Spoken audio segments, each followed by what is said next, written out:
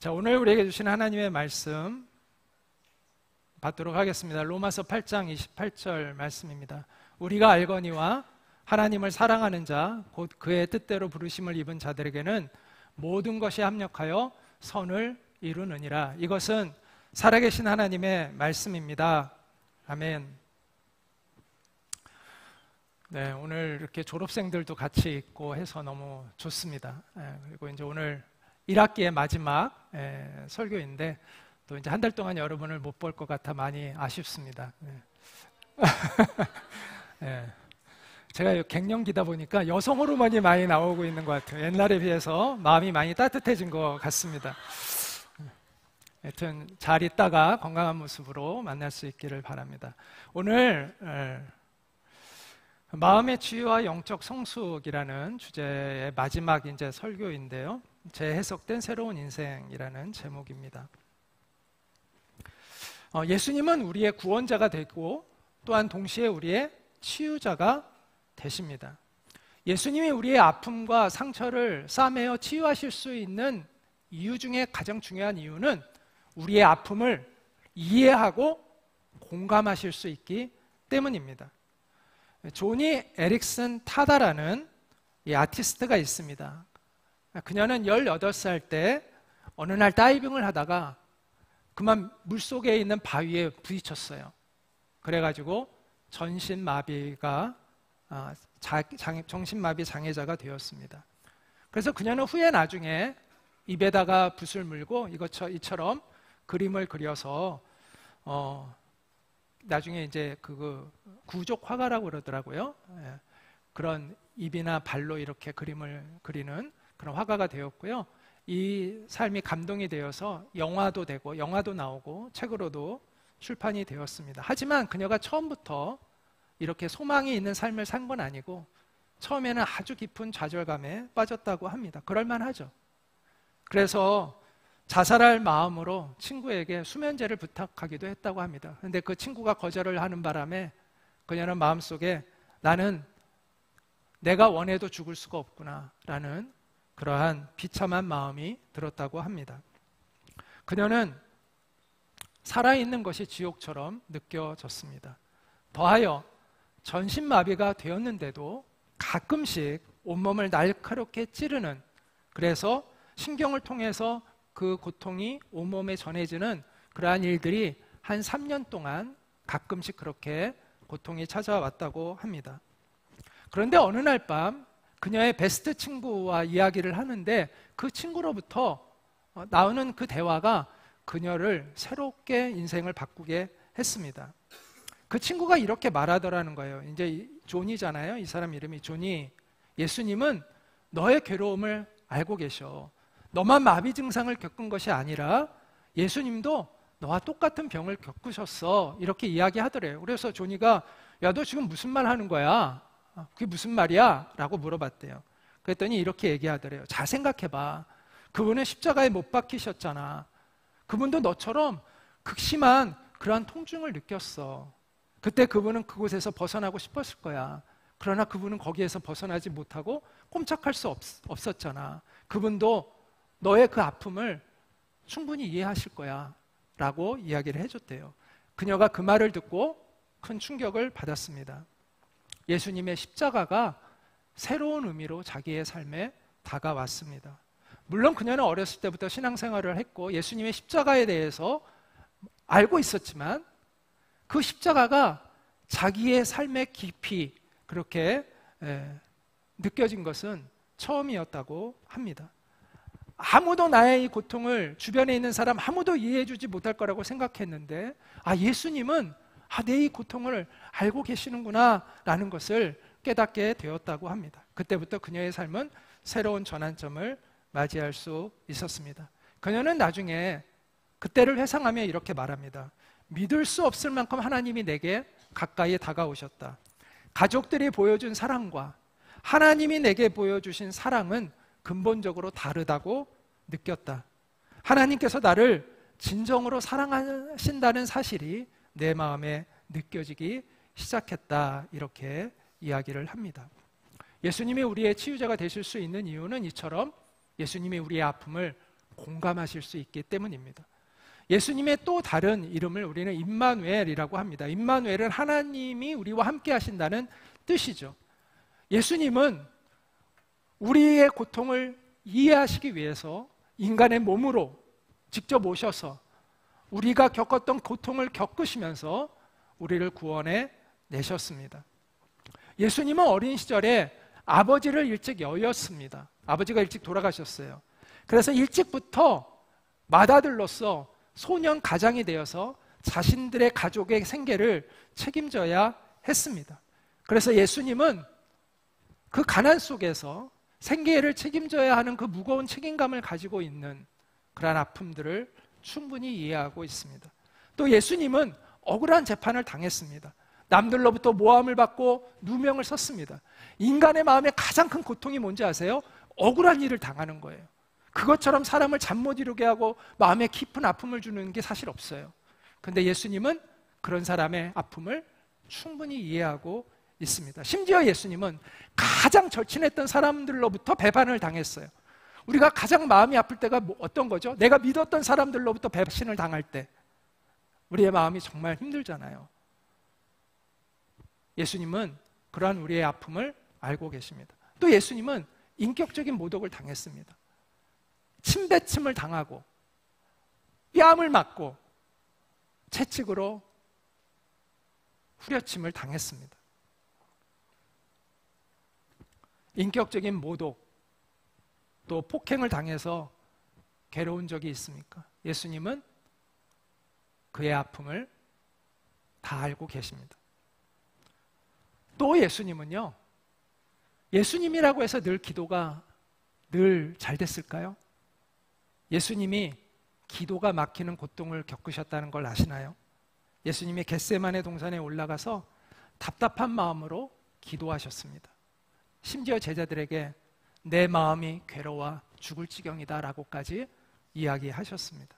예수님은 기도가 막히는 우리의 그 답답함을 알고 계십니다. 심지어 예수님은 하나님으로부터 버림받았다는 느낌을 받았습니다. 그런 절망감도 느꼈습니다. 그래서 예수님은 십자가에서 나의 하나님 어찌하여 나를 버리셨습니까? 라고 절규하기도 했습니다. 예수님은 우리의 그러한 영적인 절망감, 아픔도 이해하고 있습니다. 이처럼 예수님은 우리와 같이 상처를 입은 분이세요.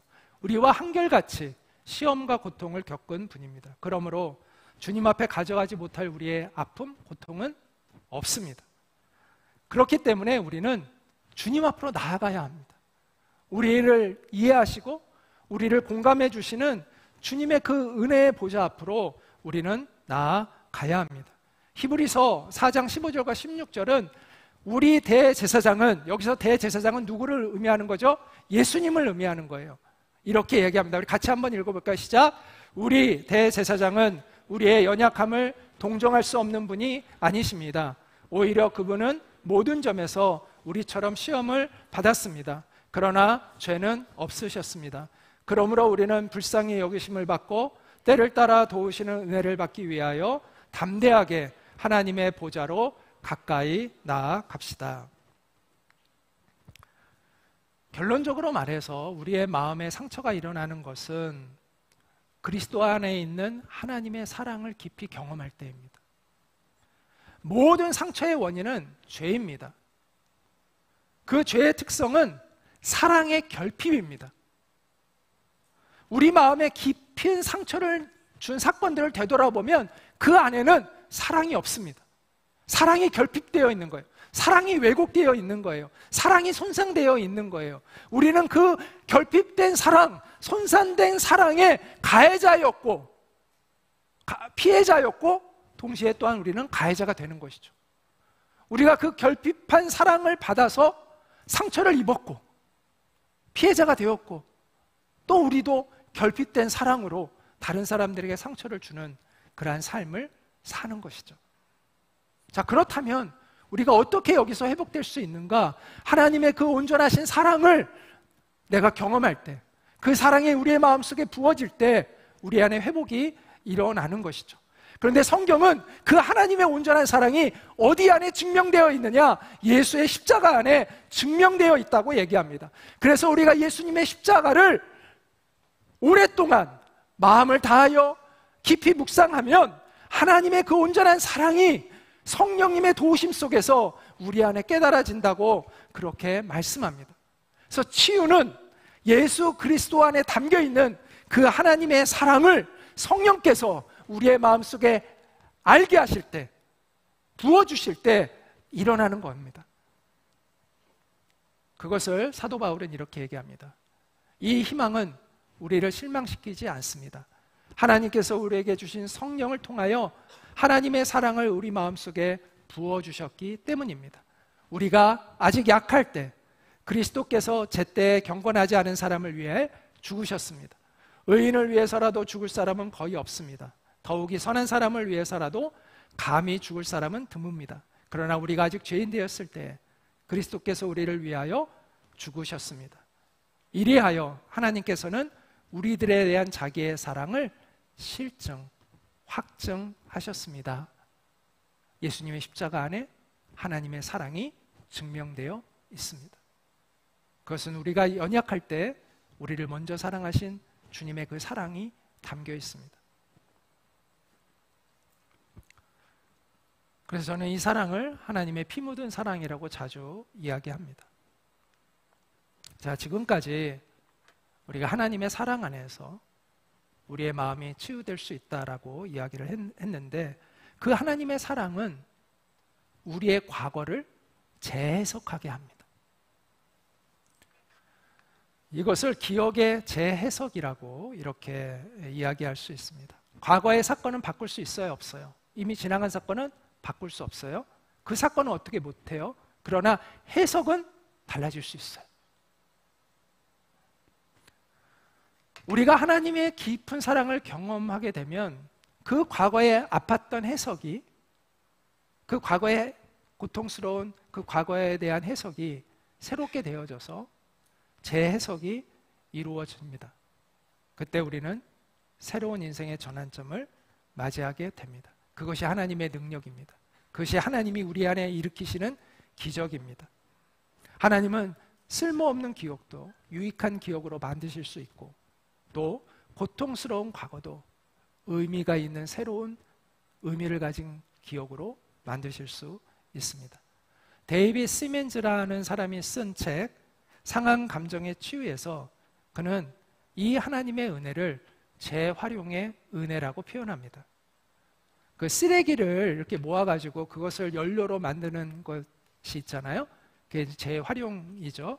이처럼 하나님은 우리의 연약함, 쓰레기 같은 우리의 삶의 어떤 아픔들, 감정들을 하나님께서 수고하셔서 하나님의 선한 역사로 바꾸어 내신다는 거예요. 이런 은혜에 대해서 로마서 8장 28절은 이렇게 설명합니다. 같이 읽겠습니다. 시작. 우리가 알거니와 하나님을 사랑하는 자, 곧 그의 뜻대로 부르심을 입은 자들에게는 모든 것이 합력하여 선을 이루느니라. 우리 안에 일어난 이 아픔, 과거의 상처, 이것들은 하나님이 주신 건 아니에요. 하나님이 만드신 건 아니에요. 그 원인은 뭐 때문이라고요? 우리의 결핍 때문이에요. 사랑의 결핍. 우리의 죄 때문이에요.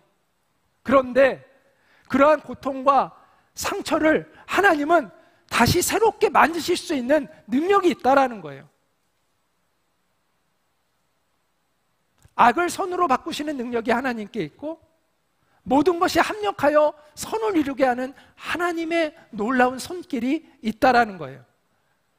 그래서 우리의 인생은 재창조되어질 수 있다라는 거예요.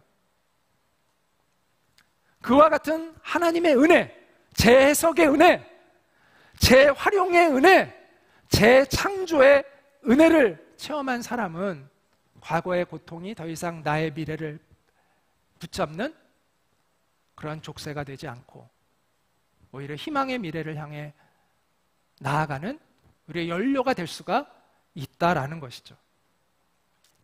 우리가 흔히 생각하기에는 우리가 하나님께 쓰임받기 위해서는 내가 능력이 많아야 된다라고 생각하기 쉬워요. 내가 재능이 많아야, 내가 능력이 많아야 하나님께 쓰임받을 수 있을 거라는 생각을 하기 쉽죠. 그런데 그 말이 틀린 말은 아니지만 하나님은 때로는 우리의 약함을 사용하세요. 우리의 강함, 우리의 재능이 아니라 우리의 약함, 우리의 부족한 것들을 오히려 하나님께서 선하게 활용하셔서 다른 사람들을 회복시키는 것으로, 우리의 과거의 상처까지도 다른 사람을 회복시키는 것으로 하나님이 사용하실 때가 있어요. 우리가 하나님께 쓰임받는, 강력히 쓰임받는 것은요, 우리의 재능보다 오히려 극복된 상처일 때가 많습니다.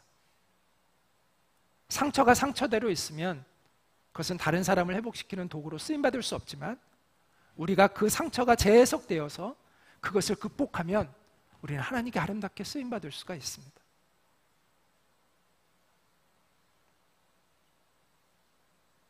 그 누구보다도 하나님께 힘있게 쓰임받았던 사도 바울이 그가 자랑할 수 있는 것 두 가지를 얘기했습니다. 하나는 뭐냐면 십자가입니다. 내게는 우리 주 예수 그리스도의 십자가밖에는 자랑할 것이 없습니다. 이렇게 십자가를 자랑합니다. 또 하나의 자랑을 한 게 있어요. 뭔지 아세요? 내 연약함입니다 라고 얘기합니다. 주님께서는 내 은혜가 너에게 충분하다, 내 능력은 약한 데서 완전해진다라고 말씀하셨습니다. 그러므로 나는 나의 약한 것을 더욱 기쁜 마음으로 자랑하여 그리스도의 능력이 나에게 머물러 있도록 하겠습니다. 이처럼 사도 바울은 자기가 자랑할 것은 두 가지다. 하나는 예수님의 십자가이고 하나는 내 연약함이다. 하나님이 내 연약함을 통하여 하나님의 영광을 드러내시기 때문이다 라고 고백을 했습니다.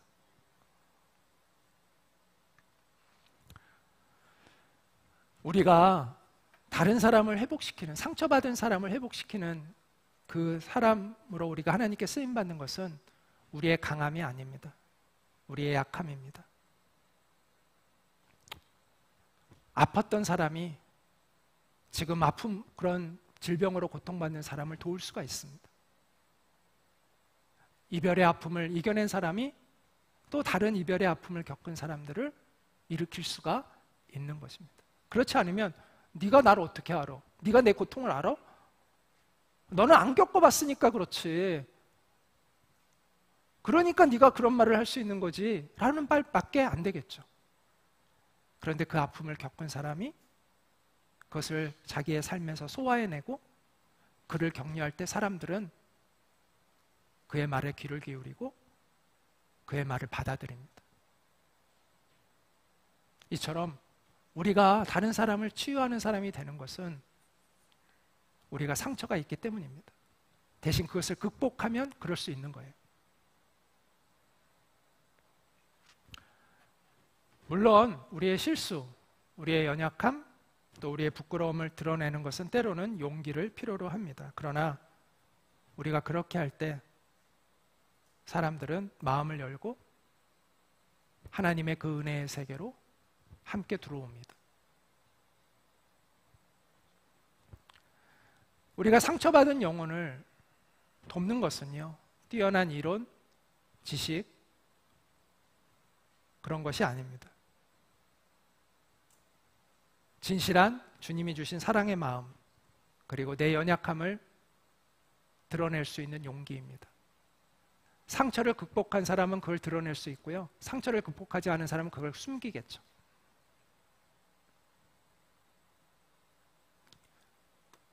우리가 내가 상처를 극복해서 내 상처를 드러낼 수 있는 용기를 가질 때, 사랑하는 마음으로 그것을 이야기할 때 상대방이 마음을 열고 그 하나님의 치유의 세계 안으로 들어오려고 합니다. 십자가에서의 예수님의 모습은 어떤 모습이었어요? 강한 모습이었어요? 멋진 모습이었어요? 아니잖아요. 예수님의 삶에서 가장 연약한 모습이었잖아요. 가장 고통스러운 모습이었잖아요. 그런데 그 예수님의 그 십자가가 우리를 구원하는 하나님의 능력이 되었잖아요. 이처럼 하나님께서 사용하시는 것은 우리의 강함보다 우리의 연약함일 때가 많습니다. 과거 고대부터 중세 르네상스 시대까지 연금술사라는 게 있었어요. 연금술사는 뭐냐면 일반 금속을요, 뭐 화학적 작용을 통해서 금으로 만들려고 했던 시도예요. 근데 이제 나중에 불가능하다는 게 이제 과학이 발달하면서 이제 불가능하다가 딱 결론이 내려졌어요. 그런데 놀랍게 1980년에 일반 금속을 금으로 바꾸는 것이 가능하다는 것이 증명되었습니다. 이게 로렌스 버클리 국립연구소인데요. 캘리포니아에 있는 건데 흔히 버클리 랩이라고도 이렇게 흔히 부르는 아주 유명한 연구소라고 합니다. 여기에서 핵 과학자들이 핵 변환 기술을 활용해서 이게 비스무트라는 그 금속인데 이 원소로부터 소량의 금을 생산해내는데 성공했어요. 물론 그 생산 비용이 어마어마해서 배보다 배꼽이 커가지고 이것이 상용화가 되지는 않았지만 이게 그렇게 될 수 있다는 것이 어쨌든 과학적으로 현재는 그렇게 될 수 있다는 가능성이 열려져 있습니다. 하나님은 불가능한 것을 가능하게 만드십니다. 하나님은 고철 같은 우리의 인생을 순금 같은 인생으로 능히 바꾸십니다. 성경은 그와 같은 이야기로 가득한 이야기들이죠. 그 중에 이제 몇 가지만 좀 같이 한번 생각해 봤으면 좋겠는데요. 아담과 하와가 뱀의 유혹을 받아서 죄를 짓고 하나님을 피하여 숨고 그들의 부끄러움을 스스로 가리죠. 그때 하나님이 찾아오셔서 뱀은 저주하시지만 이 아담과 하와는 저주하지 않으세요.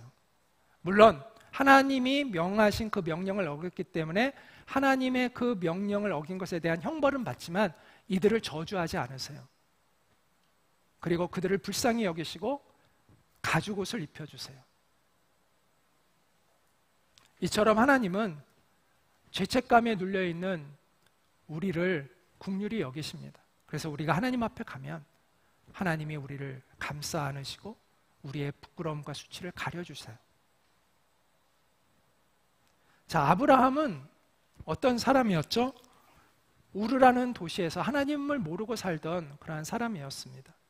그런데 하나님이 너의 본토 친척 아비집을 떠나 내가 너에게 지시하는 땅으로 가라라고 해서 무려 1500km가 되는 그 거리를 가서 가나안 땅에 이제 들어가게 됩니다. 거기는 완전히 다른 문화예요. 그리고 또한 수많은 적들로부터 위협을 받는, 그래서 항상 생존의 위협을 당하는 그러한 곳이었습니다. 그래서 아브라함은 두려웠겠죠. 특히 아브라함에게는 아들이 없어서 더군다나 더욱더 그 당시에는 자기 아들이 있어야 계속해서 이 자손이 이어지고 뭔가 세력이 형성되어질 수 있는 것이기 때문에 자식이 아들이 있느냐 없느냐가 굉장히 중요한 그러한 시대였죠. 그런데 아브라함에게는 자식이 없었습니다. 그때 아브라함이 하나님께 이렇게 하소연을 합니다. 하나님, 저는 이제 아들이 없습니다.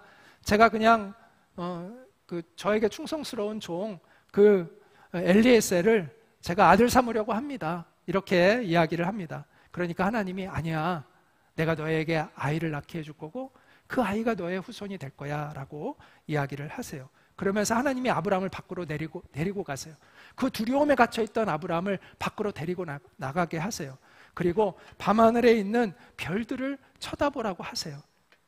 저 하늘에 있는 별들을 봐. 저 수없이 셀 수 없는 저 별들을 봐. 너의 자손도 저 별들처럼 많을 거야 라고 하나님이 말씀해 주십니다. 그때 아브라함은 그 말씀을 듣고, 그 약속의 말씀을 듣고 믿음을 회복합니다. 성경은 이렇게 얘기합니다.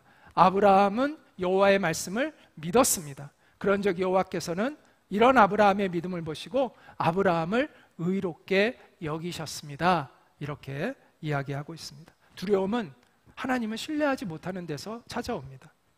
우리도 그럴 때가 있죠. 하나님이 아브라함을 밖으로 데리고 나가신 것처럼 우리도 세상에 갇혀있는 우리를 하나님께서 데리고 나가서 하늘을 보여주십니다. 그리고 하나님의 약속을 주시고 다시 우리가 그 믿음을 회복하여 주님을 따르는 삶을 살아갈 수 있도록 우리를 이끌어 주시는 것이죠. 자, 모세는 처음에는 지나친 우월감에 빠져 있었어요. 그래서 자기가 모든 문제를 해결할 줄 알았어요. 그러다가 살인을 저지르게 되고 그래서 도망을 가죠. 광야에서 40년 동안 이제 양을 치면서 그는 완전한 무력감에 빠집니다. 그런 하나님께서 모세에게 나타나십니다. 그리고 모세에게 사명을 주세요. 너가 이집트에 있는 이스라엘 백성을 이끌고 그 땅을 탈출해서 내가 너에게 주는 약속의 땅을 향해 가라. 그럴 때 모세는 저 못해요 라고 합니다. 그러니까 하나님이 너 할 수 있어. 내가 너와 함께 할 거야 라고 약속을 하세요. 또 하나님이 하나님 그래도 저 못해요. 저는 말도 못하는 사람이에요. 말재주가 없어요 라고 그래요. 그런데 하나님이 야, 입을 누가 줬냐? 내가 주지 않았냐? 내가 너 말할 수 있게 해줄 거야. 이렇게 하면서 하나님이 계속 격려를 하세요. 나는 할 수 없습니다 할 때마다 하나님이 너 할 수 있어. 내가 할 수 있게 해줄 거야 라고 이렇게 이야기하시는 거죠. 그래서 모세는 결국 나중에 모세 엄청 말을 잘해요. 바로 앞에 가서 혼자 막 얘기를 잘했어요. 이처럼 하나님은 사명만 그냥 주시는 것이 아니라 우리에게 사명을 주실 때는 그것을 할 수 있는 능력도 주시는 것이죠. 자, 사마리아 여인, 수가성에 있는 우물에 낮 12시에 우물길로 혼자 왔던 그 여인, 거기는 뜨거운 때약볕이기 때문에 그 시간에는 물길로 오는 사람이 없는데 그녀는 사람들을 피해서 일부러 오죠. 그때 예수님을 만나죠. 그녀에게는 남편 5이 있었는데 다 이혼을 당하고 6번째 남자는 결혼을 안 하고 그냥 동거하고 있었습니다. 그녀가 얼마나 과거가 수치스러운 과거를 지니고 있기 때문에 사람들은 그녀를 멸시했겠죠. 조롱하고. 그래서 그녀는 대인기피증을 가지고 있었던 것 같아요. 그런데 예수님이 그녀에게 따뜻하게 말을 거세요. 오늘 시간이 없으니까 제가 간단하게만 핵심을 얘기하면 저는 그녀가 예수님이 자신의 과거를 알고 있다는 걸 깜짝 놀래요. 네가 남편 5이 있구나. 근데 지금 네가 살고 있는 사람은 남편이 아니구나. 예수님 이 얘기를 듣고 깜짝 놀래요. 어떻게 알았지? 그런데 그녀가 예수님께 마음을 활짝 열게 된 게 뭐냐면, 핵심은 뭐냐면요, 그녀의 과거를 알게 되면 사람들은 그녀를 멀리하죠. 그런데 그녀의 부끄러운 과거를 알고 있는데 자기에게 다가왔던 유일한 사람이 예수님이었던 거예요. 그리고 예수님은 그녀 안에 있는 하나님을 찾는 마음을 끄집어내세요. 너 안에 이런 마음이 있지 않니? 거기서 그녀의 마음이 확 열리죠. 그리고 그동안 격리되어 살았던 사람들에게 뛰어들어가서 내가 구원자 메시아를 만났습니다. 여러분도 한번 와보세요. 라고 그렇게 사람들을 예수님께로 초청하는 일을 함께 됩니다.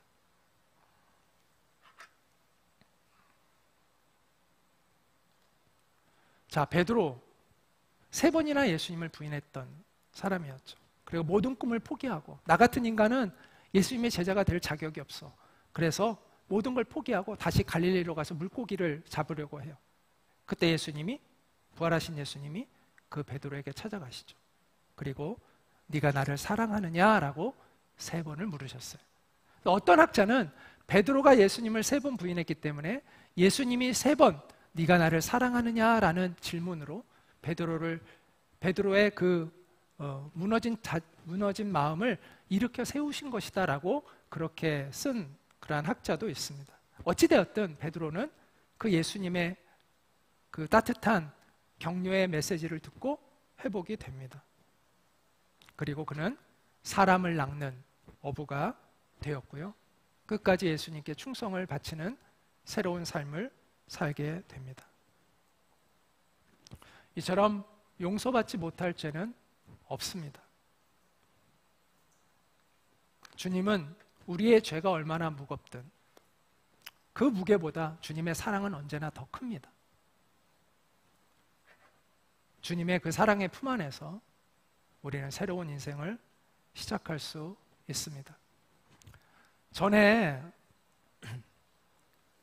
제가 CBS 방송국의 신앙 간증 프로그램 새롭게 하소서라는 프로그램 속에 이 서진교 목사님의 인터뷰를 본 적이 있습니다. 그의 아버지는 알코올 중독자였습니다. 그의 어머니도 알코올 중독자였습니다. 부모님 둘 다가 다 알코올 중독자였어요. 집은 찢어지게 가난해서 컨테이너 박스에서 살았습니다. 학교에서 그를 미워하고 폭력을 일삼는 선생님이 있었습니다. 고등학교 때. 그래서 그는 학교를 자퇴했습니다. 그리고 나서 프로게이머가 됐어요. 그러면서 이제 게임을 하게 됐는데 자기가 의외로 너무 잘하더라는 거예요. 그래가지고 프로게이머 요청이 막 와가지고 프로게이머가 됐는데 그게 거의 뭐 20시간 게임을 한대요. 자기도 모르게 이제 몸이 굉장히 안 좋아진 거예요. 그것이 계기가 되어서 이 사람이 신앙생활을 다시 회복하게 됐습니다. 그런데 검정고시를 보고 신학대학교에 갔는데 신학교에서도 등록금을 못 낸다고 또 잘려요. 하여튼 이런 우여곡절 끝에 그는 목사가 됩니다. 그리고 노숙자, 그리고 장애인들을 위한 그러한 소외된 사람들을 위한 사역을 하고 있습니다. 그런 이야기를 그가 말미에 나누면서 낮은 곳에 임하신 예수님에 대한 이야기를 합니다. 예수님이 제자들에게 지극히 작은 자를 돌보라고 하신 것은 바로 제자들을 위한, 그들을 위한 것이 아니라 그 작은 자들을 위한 것보다는 바로 제자들을 위한 것이었다라는 얘기를 합니다. 그 제자들이 예수님이 부활하고 승천하시고 안 계시잖아요. 그럼 예수님을 그리워할 때 그 제자들이 어디 가면 예수님을 만날 수 있느냐? 바로 낮은 곳에 가면 그곳에 예수님을 만날 수 있다는 거예요. 예수님이 지극히 작은 자에게 한 것이고 내게 한 것이다 라고 하신 것은 바로 그 지극히 작은 자들 가운데 계신 그 말씀을 하신 그 예수님, 그들과 함께하고 계신 예수님, 그 낮은 곳에 가면 그분을 만날 수 있다. 그래서 제자들을 위해서 예수님이 하신 말씀이다 라고 하면서 우리가 낮은 곳으로 갈 때 예수님을 만날 수 있다라는 이야기를 하고 있어요. 우리 한번 같이 잠깐 한번 직접 들어보도록 하겠습니다. 참을 바라봤습니다. 제가 이제 깨달은 거예요. 예수님이 지극히 작은 자 하나에게 한 것이고 내게 한 것이니라는 말씀이 십자가 지시기 전에 하신 말씀이거든요. 네. 그래서 저는 이게 제자들에게 이제 예수님 십자가 지시고 부활 승천하시니까 안 계시니까 제자들에게 좀 맡기신 거라고만 여겼거든요. 이 작은 자들을.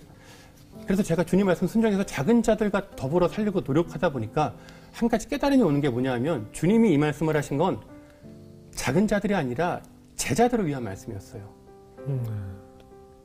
제자들 당사자를 위한 말씀이었어요. 예.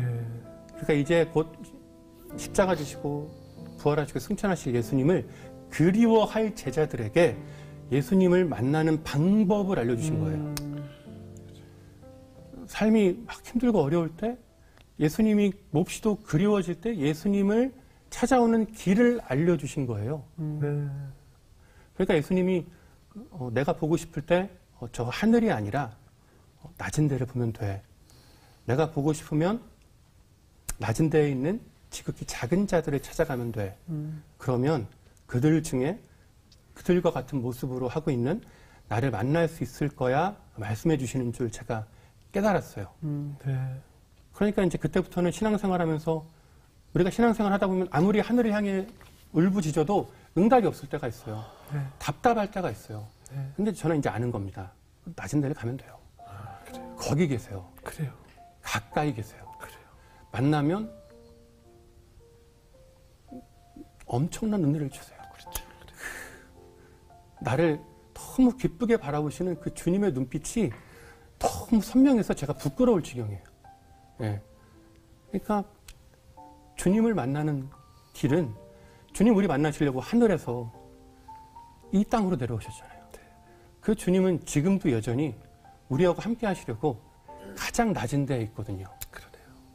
높은 데에 있으면 높은 데에 갈 수 있는 사람은 한정적이잖아요. 우리가 만날 수가 없죠. 네. 내가 성공해서 영광 돌려서 주님 만나겠다. 성공하는 사람 별로 없잖아요. 근데 주님은 누구도 노라고 네. 가장 낮은 데 계시거든요. 예. 그 작은 자들을 찾아가서 그들을 만날 때 그들이 곧 예수님이라는 감동을 우리에게 주세요. 네. 그리고 그 은혜로 우리가 주님과 동행하는 삶을 살게 하시더라고요.